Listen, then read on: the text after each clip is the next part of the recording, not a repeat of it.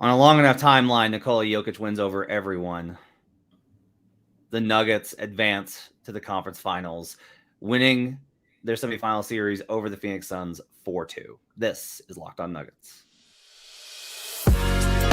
You are Locked On Nuggets, your daily Denver Nuggets podcast. Part of the Locked On Podcast Network, your team every day. Welcome to Locked On Nuggets, your daily Denver Nuggets podcast, part of the Locked On Network, your team every day. Thanks for joining us and making this your first listen. We appreciate you. Whether you're an everydayer, a sometimes dayer, an occasional dayer, or just popping in, we appreciate you guys being part of our community. You can catch the show on all platforms, Apple Podcasts, Spotify. Leave us those 5-star reviews, please. Or on YouTube, where the chat, as you can imagine, is bumping after the Denver Nuggets advance to the conference finals with their Game 6 victory, 125-100, not indicative of how the game went. Final score.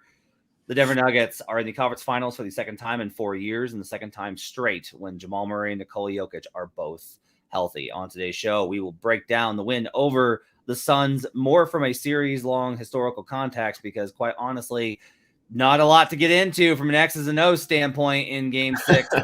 We'll talk about what it means for the Nuggets. We'll look ahead a little bit. We're going to free flow this a little bit today as you, Nuggets fans, deserve to celebrate a win over the Suns, revenge for 2021, and another conference finals appearance. My name's Matt Moore. I'm the senior NBA writer for the Action Network. I'm joined by Adam Mares. He's director of content for DMVR, the OG of Nuggets Nation, the heart and soul of Nuggets fandom, I think, in Denver, quite honestly. And a man that, along with his DMVR co-host, was absolutely off the chain last night. I went through and I haven't listened to Locked On Suns. Yeah, that's the one I'm doing today. I listened to PHNX's post-game show. Kyle, the post-game show, was listening to some ESPN stuff, caught some national stuff. And then I went back and I was up late writing a Game 7 preview and decided to go ahead. I was like, I'm gonna pop on the DMVR show and just started. My wife comes downstairs at midnight and is like, what are you doing? I'm like, I'm sorry, because I'm cackling so loud listening to the guys. I'm glad you guys had so much fun last night. I will say this, and we were going to talk about this before the show, Adam. This win over the Suns was a win for the fan base. This was a huge, I think, moment for Nuggets fans who, I think the best way to kind of encapsulate it, to kind of set it up, is Mark Spears' tweet. Look, I love Mark. I think Mark's a Hall of Famer. I love Mark. Mark is a really great dude. But Mark tweets before the series, we're about to find out how real these Nuggets are. And instead, the answer is no, the Suns are about to find out how far away they are. And it was validating, I think, for a lot of reasons. Your reaction to Game 6. I mean, it's been coming the whole series. As recently as Game 4, there were people that still were a little bit more impressed for whatever reason with Kevin Durant and Devin Booker and what the Phoenix Suns have than the Nuggets. But part of why I had a calm, going back and watching these games multiple times, I just had a calmness about, hey, I think the Nuggets are significantly better. Denver's getting what they want, and they're figuring some things out as they go. So I think there was a lot of conversions. I think a lot of people, you mentioned Mark Spears, but I think there was a lot of people that were like, oh, I get it now. This is what you mean when you say this guy looks unstoppable and does everything in Jokic. So it was great. But you mentioned real quick, not a lot of X's and O's. I think there's one important one. This game was over quickly. I mean, it really was over by halftime. But the Suns went all offense, and they started defense in Game 1. They slowly, by Game 3, had just said, we're going to our offensive players and spreading you out. When DeAndre Ayton wasn't available, and they had to put Jock Landale in, and then they elected to go with Cam Payne and Landry Shamet as basically their 1-2 with Devin Booker having to play 3. That was a super offensive lineup. That lineup, they weren't hoping to get stops. They were hoping Denver missed, but they were thinking, we can gun with Denver. And I honestly think no team, maybe in the history of basketball, can outgun Denver. If Denver's going to get beat, they're going to get beat defensively. The Suns went super offense, and it was a blowout. Yeah, I totally agree with you that I don't think it was we can outgun them. I think it was we got to try. They didn't have any choices. Yeah, they didn't have many choices. Yeah, that's the thing is I think they were literally I think Monty Williams was just I got to do this.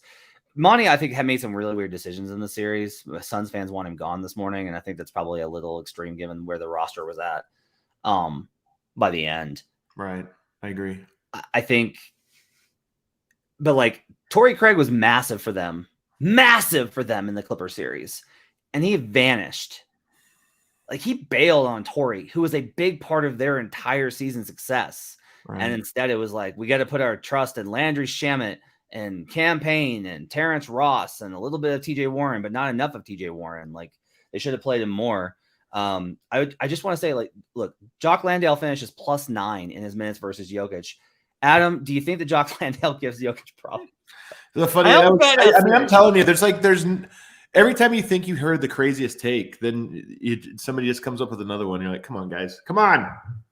I mean, in all sincerity, though, the other thing about giving your all offensive lineup the first stab is that every staggered lineup then after that becomes even more compromised. And we obviously saw that. Yeah. I'll say that the cap on the series when we did the preview with Swipa and Ryan I was like, they need to win this as a team. Like they're the better team. Yeah. And that's really what they did. Like the Nuggets as a team were better. Okay, here we go. Let's. I mean, I agree with the sentiment. No, let's do it. Let's do it. I don't know how much you need. I don't know when you're going to be satisfied. Never satisfied. There's no satisfaction. Let's go ahead. I mean, honestly, you are right. They won because of a team, but they also won because they had far and away the best player in the series. Nikola Jokic is the best player. Look, Nikola Jokic has now been the best player in a series with Kawhi Leonard and Paul George. He's been the best player in a series with Kevin Durant and Devin Booker. But he's been the best player in a series with Damian Lillard. He's been the best player in a series with. But you know what this last game was more so than any of the other previous, like the 3-1 comebacks and this or that, because there was that to a certain extent. This was a game where I felt like the Suns broke. Their will broke. Yes. The Nuggets, the Nuggets have eked out some wins and they've come back and they broke their will in the fourth quarter of Game 7. But they've never. This game they were broken a little bit in Game 5. We've talked about some of the quid of just like what did Durant say? He said this after like Game 3, after a win, where he's like, I hate when Jokic makes shots because he throws up something and he's like, you just feel, he basically was saying you feel helpless. I think by them halfway through Game 5, the Suns felt helpless. They come home. Let's see if we get the home boost. Halfway through the second quarter, I think they had the same thing of like, we're not going to stop him. Where there's nothing we can do to stop him. And I don't want to say they quit, but they definitely had zero belief. And that's part of how the wheels fell off. There are oftentimes great performances where players are just battling and having to struggle and like they put up legendary performances despite it being so difficult. And I felt like for Jokic, the series wasn't easy because it's a playoff series, but Jokic is so good that it's just like there was no way for the Suns to phase him. Yeah. There was nothing. And like we'll get into like the idea of what they've got ahead of them, but the Suns definitely didn't have those guys. I posted about it this morning on Twitter. Look, like DeAndre Ayton legitimately 2 years ago, like Jokic said, gave him trouble. Like Jokic said that Ayton was a hard cover for him. But like two things happened. One, Jokic figures everyone out on a long enough timeline. And two, Jokic has evolved past that. Every single point in his career, I've been doing this show with you. I don't know how many years we've been doing this now. But we've been like, well, he can't get any better than that. Like you have been like, well, he probably can't play better than that. It's so true. It's true, man. Better every year, every run, every big moment. Like, and I don't know. He was close to perfect in this series. Like, I once asked Durant if you can play a perfect game. I asked the Warriors that. I was like, can you play a perfect game? And they all had really interesting answers to it. And I think that for Nikola, he would be like, no, never. Like he would just be like very practical about it. He's like, unless you hit all of your shots and don't have any turnovers and make every move perfectly. But he also like, I don't think he doesn't care about that perfection. I don't think he's a perfectionist. Do you think so? Who, Jokic? Yeah. No. Okay. So, but like, as far as there is nothing I can point to in the series. There's not a single thing I can point to in this series as a failure by Nikola Jokic on offense, on defense, on shot selection, on aggressiveness, on making the right play, on his passing, on his timing, on his hustle, on his conditioning. Nothing. He was perfect in the series. He was everything that you need a player to be. He was everything that all fans want their superstar to be. That's what Nikola Jokic was in the series. He was the best guy on the floor from the second he stepped off to the second that he left. He was the best guy on the floor. Yeah, I agree with you. I mean, this is the best series he's had. Some of it was a favorable matchup for him specifically. You know, your point about Ayton, I only partially agree. I mean, look, Denver being so compromised, yes, he gave him more trouble even in those circumstances than he did now. And I even talked to someone, I don't even know if I'm supposed to share this, but I talked to somebody, you know, even over the summer, just talking about, okay, guys that give Jokic trouble, we throw this name, this, and I threw out Ayton, you know, his length. And the person I talked to said, no, he figured that one out. Yeah. And I remember going, oh, really? And then he gave me a note about, it was actually really funny. It was a note about hips and where Jokic sits on him and this or that. And I was kind of like, what? It was so like, what are you talking about? But whatever.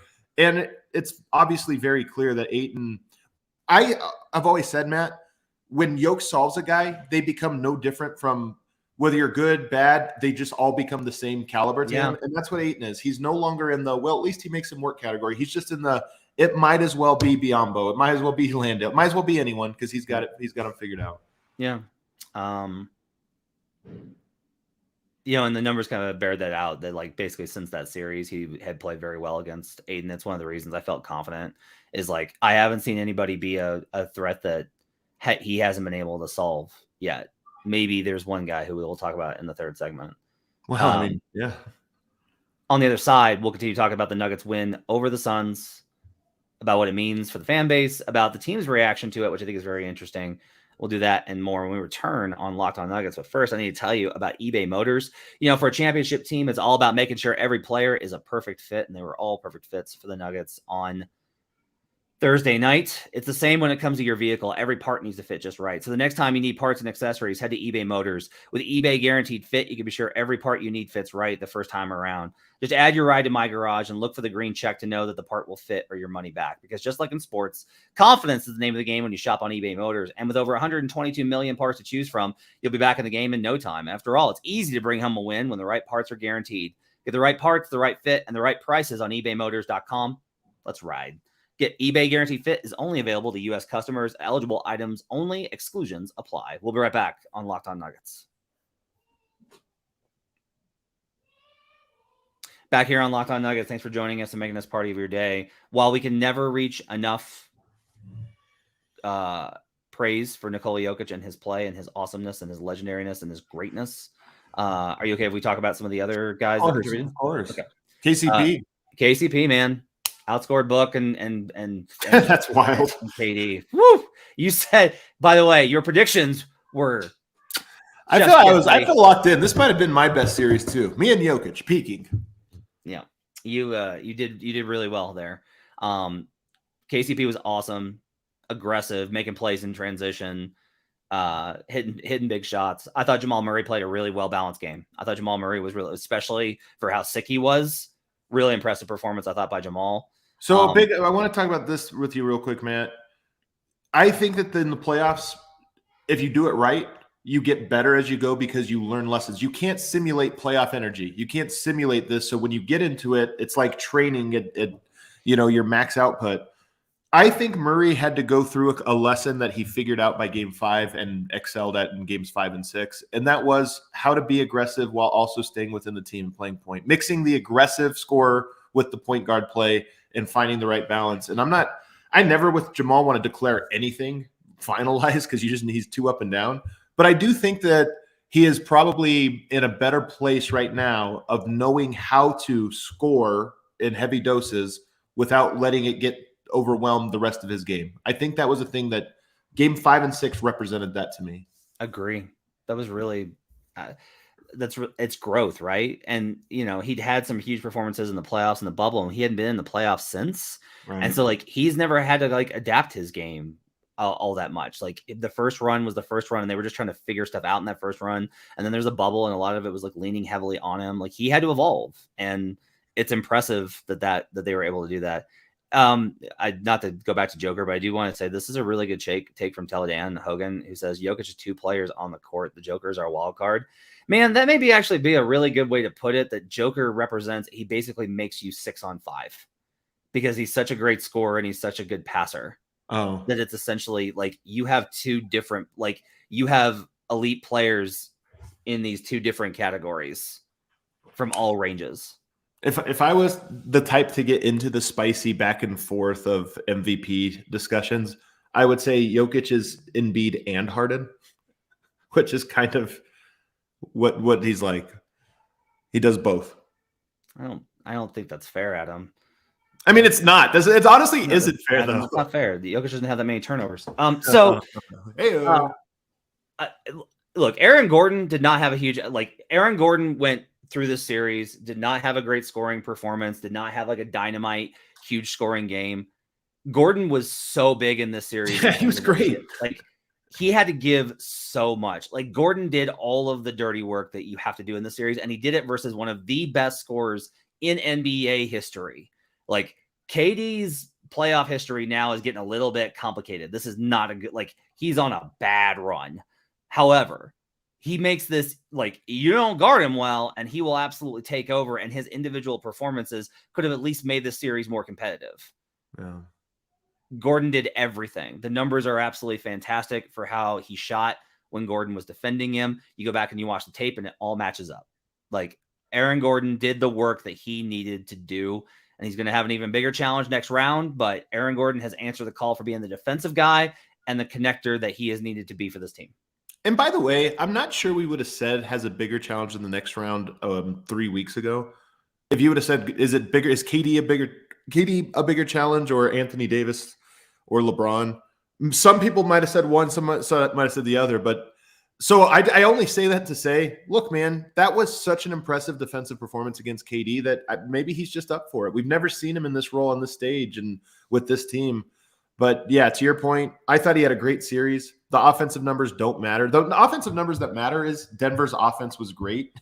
Like Denver's offense was, even if his individual offense wasn't. But what they needed from him was defense. And you're right. Kevin Durant was the 3rd best player in the series, definitively. And that is such a huge win for Denver that they didn't have a 1A, 1B. They had Booker playing great most of the time, Kevin Durant playing pretty good, and that was the difference. You know, everyone talks about the 82-game players versus the 16-game players. The Nuggets 7-man rotation, including Christian Brown, is all 16-game players. I'll throw Jeff in there just as you can play him. I don't think they're positive, but I'm not worried about Jeff Green melting down, right? So, Jeff's offense is always complicated because, he needs to play slow. He needs to be ISO'd. He's not a great spot-up shooter. He's not a great offensive rebounder. Right. So his offense is always tough. But to your point, defensively still he has the size. He has the length, the requisite size and length, and it might become even more important in the next round. But LeBron is like KD, but stronger. But, Christian Brown's a 16-game player. Yeah, he does his job.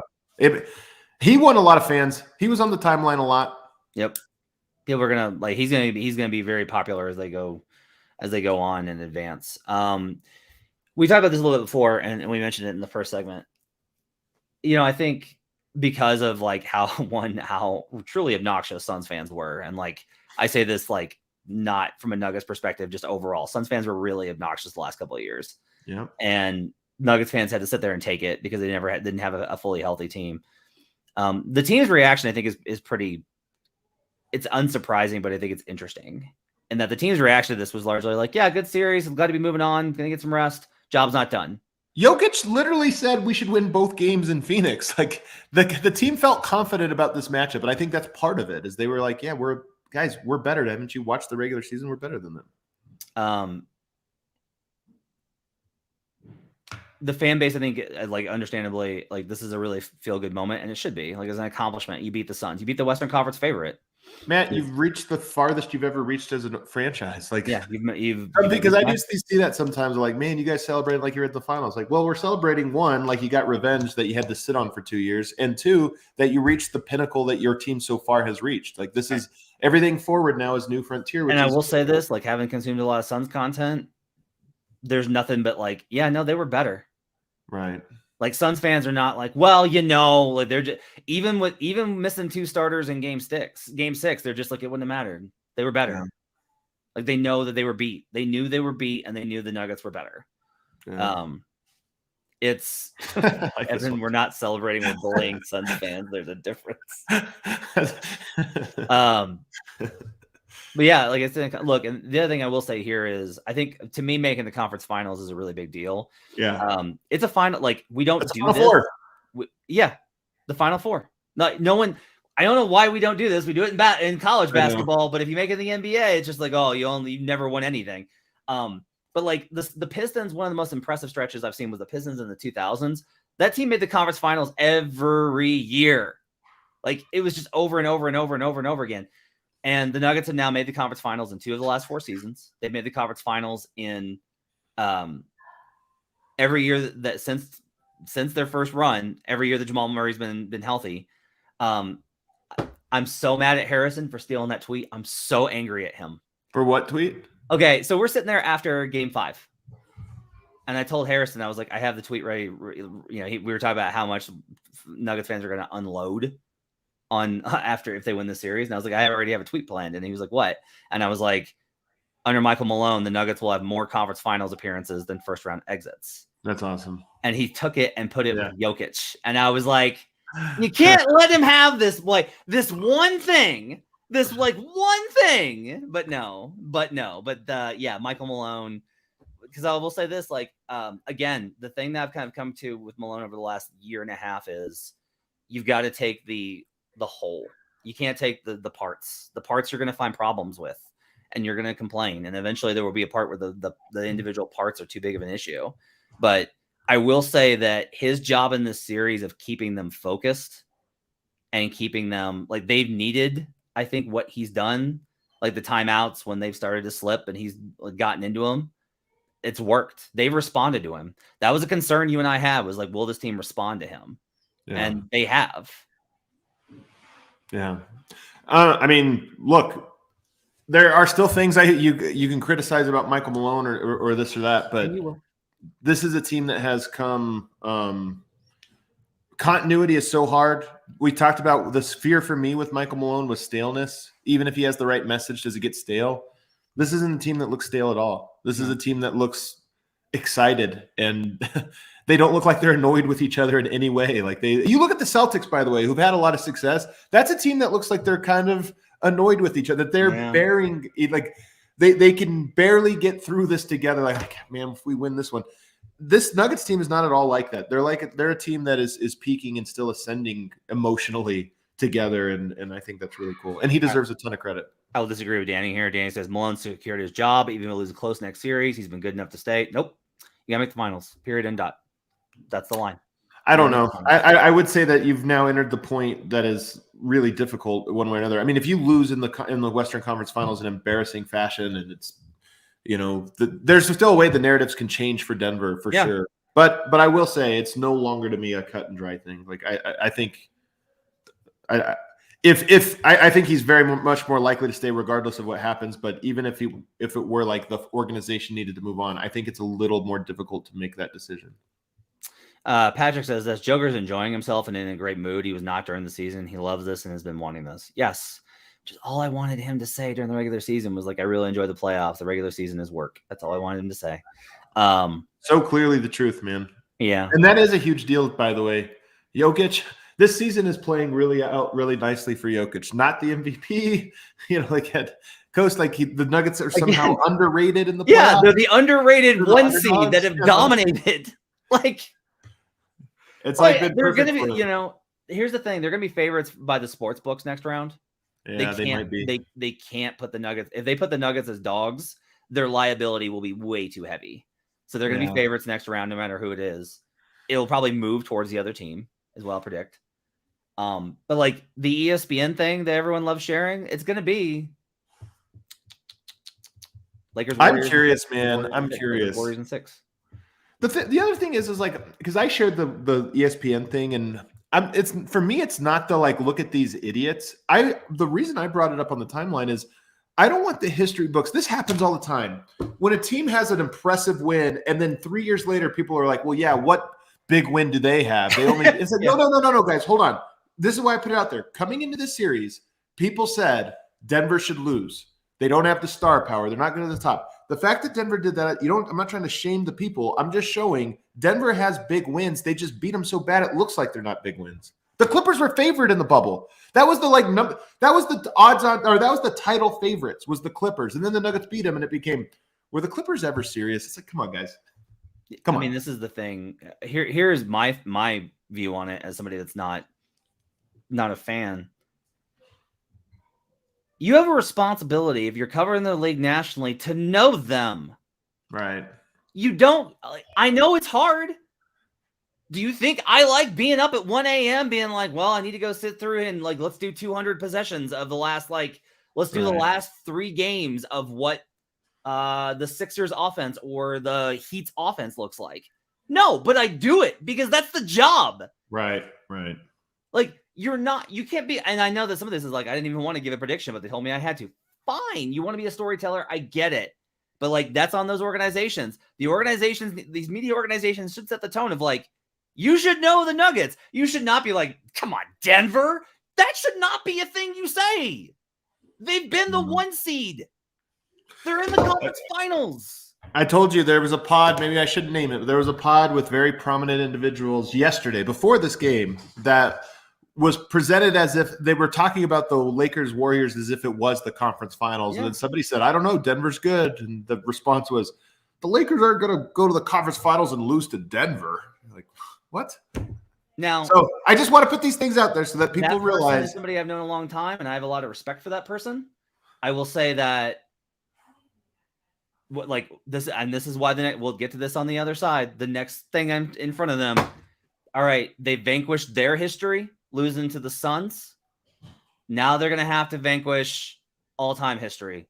Could be going up against 2 franchises with a lot of history on their side. We'll do that when we return on Locked On Nuggets.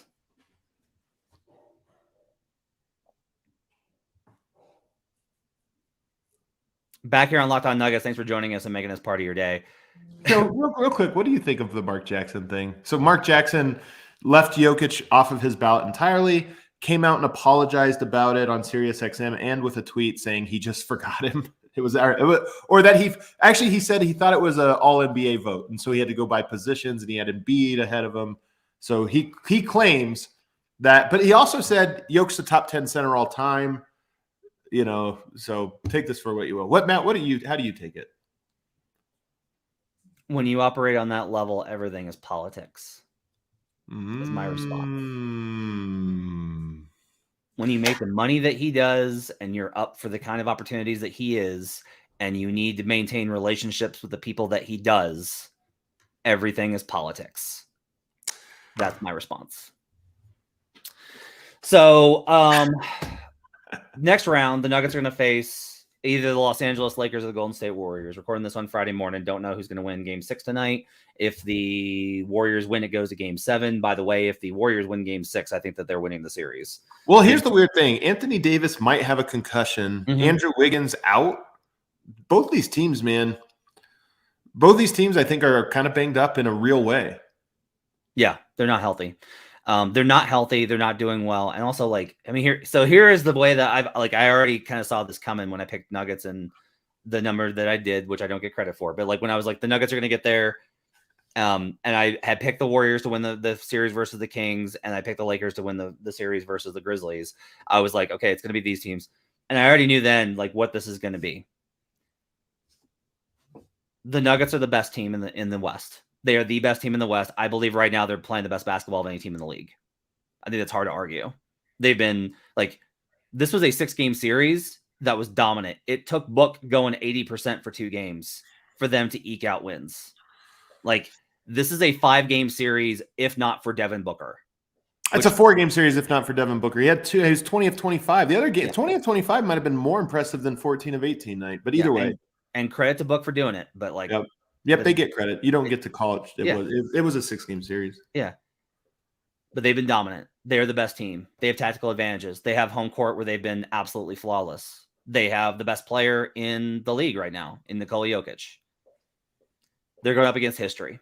They're either going to face the Golden State Warriors, who, if they get past the series, will still have never lost a Western Conference playoff series under Steve Kerr. They will have never lost a playoff series in which Steph Curry, Klay Thompson, and Draymond Green play every game in the series. They will have never lost. They are 2-0 versus the Nuggets in that span and all time. Nuggets and Warriors have only faced twice in the playoffs. It's Steph 2, Nuggets 0. They'll face the Los Angeles Lakers. The Nuggets have never beaten the Los Angeles Lakers. Throughout the course of NBA history, the Lakers win this series. That's what happens. Like the history of the Denver Nuggets. I mean, people don't know. Like Doug Moe joked about it. Like, we're a good team. We're not the Lakers. Like, as if we're trying to be the team that loses to the Lakers. It sort of is the history of the Denver Nuggets. It really is. It's the history of the Nuggets. And so you're like, if Denver's going to do this, they're going to have to be the team that breaks all of that. They get to say, like, we're not those teams. We're not Doug Moe's teams. We're not George Karl's teams. We're not Mutombo's Nuggets. We're not Melo's Nuggets. Like, we're this team. Because that's what's cool about it, Matt, is we had Alex English. Yeah, but he's not Magic. We had Carmelo. Yeah, but he's not Kobe. And even in the bubble, Jokic and Murray. Yeah, but it's not LeBron. But now is there a chance where you look at that and you go, yeah, but we have Jokic. Yeah. Which is why, like, I will just say this: I feel much better about the Warriors matchup than I do about the Lakers, because if I always think of this about like guys that I think could actually impact Yoke, and the list is Embiid. There's probably another really good defensive center that I'm not thinking of. I don't think so. It may not be. It may just be Embiid and Davis. It may just be 2 guys. That's it. You have long worried about this Lakers matchup. You were dreading it for a first round matchup. I mean, look, Denver, I think is good enough. To me, I don't dread anyone. There's no easy path to a championship. So at this stage, I look at it and I go, yeah, the Warriors, they're a team Denver can, and in my opinion, should beat. They should win. They should win. If history isn't a thing. And a lot of this is like, look, the Spurs were. How'd you forget your guy? I love Wendell Carter Jr. I know he's like one guy that's weirdly giving Jokic a hard time. If the Spurs in '99, like they were the team that like, yeah, they're good, but like they don't win championships. What happened? It's opened. The Warriors honestly feel this way. They had a title in the '70s, but like that's how that fan base feels. Is like we were terrible for 40 years. They were like the Knicks, former glories. Yeah. Yeah. And then they won, and then they won again. Like what matters is now. It should matter. It makes me nervous because how often I've seen NBA narratives play out. But I'll just tell you right now, like when I started thinking about what I'm going to pick in the series, like I'm picking Nuggets. There's no other. I can't in good faith and good conscience pick anything else. Like if I do believe like I owe it to readers to be honest and to try and give like the best analysis possible. In what world can I say that either of these two teams are in the Nuggets class? Right? And like they can win because that's how basketball goes. Right. And there are twists and turns. I said this before. I said this like after game 1 of the second round. I said that there's plot twists left in the playoffs. And like look at Sixers Celtics. How many plot twists have we seen? Yeah. Right? Yeah. There's lots of plot twists. But I feel like this is and I'll say this, like for you as somebody who is it fair to say that you are as invested in Jokic and like Jokic's agenda as the Nuggets? Is that fair? No. I mean, I don't know. I don't know. To me, those things are so tied together that it's hard to separate. I don't know how to extricate at this point. But like this is like the final boss for Jokic, right?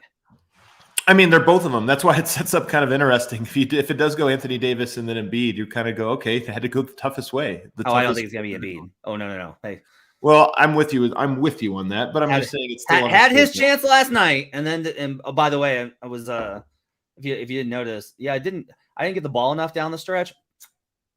Love this time of year when Embiid's throwing people under the bus. Bro, you're not wrong about this. I've been saying this for years. When people, man, I don't want to go into it. I get lured into it. They're trying to suck me in. When people say that Drew Hanlon and some of the interviews that Embiid had done campaigning for it turned him off, and then people say, well, how can that turn you? That means you were too biased. Like, no. Sometimes you wonder if a player is about the right things. Like, would they do anything to win? Would they, even if it required personal narrative sacrifice? And I think that's part of this. I just have no doubt Jokic would go out there and score 0.0 rebounds, 0 assists if that's what was called for in a matchup. And it was like, oh, my job in this series is to go into the corner and just stand here, and that's how we win. Yeah. He would do it. And that's why when you don't watch Jokic, you just look at numbers, or you catch one night and you go, okay, 18 rebounds, 10 assists, but only 12 points. I don't know if he's that good. Then you watch another night and you're like, oh, no, he just did that because that's what was required. That's the difference. And then to go out there and say, well, they're not passing me the ball. Like, it would never happen to Jokic. That he wouldn't touch the ball for 4 minutes? That would never happen. He would take the ball up the floor. But also just the way he's relates to the team, the way the team is built with him. Like the team doesn't forget about him. The team doesn't go away from him. They just, everything is, this is what we do. This is how we do it. Now, look, I will say, like, Embiid's game 5 was as impressive a playoff game as I've seen from him. I was like, hey, maybe he's turned the corner. Maybe this is his year. Maybe I felt the exact same way. So we'll see what happens in game 7 for them, but that's down the line. Final thoughts as we wrap up the Nuggets win over the Suns. For me? Yeah. Jamal Murray in game 1 turned to the crowd, turned to the camera, and said, we're ready for this. That moment was, for me, I think, the moment where I flipped from being like they could win to I think they might win. I don't know if I'll go past that. That was a moment, and I just love the thought of it. And I just think that it was a revealing moment. It wasn't just trash talk. It wasn't just Jimmy Butler, I'm the best player in the world. Which, again, there's nothing wrong with that. You like it, but that was something that came from the soul. It was a little moment of honesty that came from the soul. That was like, guys, do you not realize we've been training for this for 8 years? We're ready, and I just think it was so cool. This was a we're ready series. I asked Jamal, this is back in I think January when they were on a roll. And I always like it when I ask players softballs, when I give them cream puff questions and they decide to turn it. I think it's always when they reject that opportunity. I'm always very interested in those answers. I asked Jamal, I was like, how does this team compare to the other teams that you played on in your career? Is this the best team you've played on, essentially, is a question. And he was like, I don't know, man. That 2019, that bubble team was really good. We were really great. He had so much belief in them. And it was that is part of what we're seeing is Jamal, I think, and this entire team held themselves to the standard of, we don't get to put ourselves above people that have done stuff. Right. We don't get to act like we've accomplished stuff. This is a really big thing in sports and in the NBA in particular. There are so many teams that want to be excited and talk themselves up. And you have to resist that urge. And you have to be like, we have to be about it. We can't talk about it. We got to do it. And they're doing it. And I think if they reach the finals, I think Jamal will probably be like, yeah, okay, this one's pretty good too. And that'll be the take. Anyway, happy for Aaron Gordon, who was traded and had this huge opportunity and then lost Jamal. Happy for Nikola that he's playing basketball that he really loves. Happy for Jamal that this was a real growth, I think, series for him.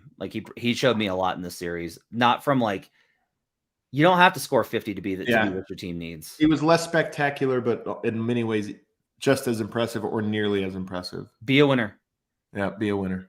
Be a winner. Same with Michael Porter, by the way, who didn't get a ton of moments in this series offensively in the ways that you meant. But you know what he was? A really good defender. Yep. And I can't believe I can come out of here saying Michael Porter was good in this series because of his defense, but that really was it. And then he hit some timely shots. So, yeah, I think MPJ has been great in the playoffs. He's a 16 gamer. This is what's cool about the Nuggets, and this is why I saw Jake Fisher. I haven't read the article. I only saw the headline about lots of GMs were rooting for Denver in the series because they want the continuity. They want the chance to build some things. Bruce Brown comes to Denver, leaves the big market, comes to Denver. Best decision of his life. Yeah. His value is so up, and it's cool. It's cool when a guy looks at his team and says, I like the way they play. I want to be part of that, goes, excels, and probably is going to have a huge payday this summer. All right, it's going to do it for Locked On Nuggets. On Monday, we'll begin our preview. Well, I guess we're going to have 2 days, but we'll do our first of our 2-day preview for the Western Conference Finals. We'll talk about what the matchup means. We'll get into all of those details as the Nuggets prepare for the Western Conference Finals. 8 down, 8 to go. Thanks for joining us on Locked On Nuggets.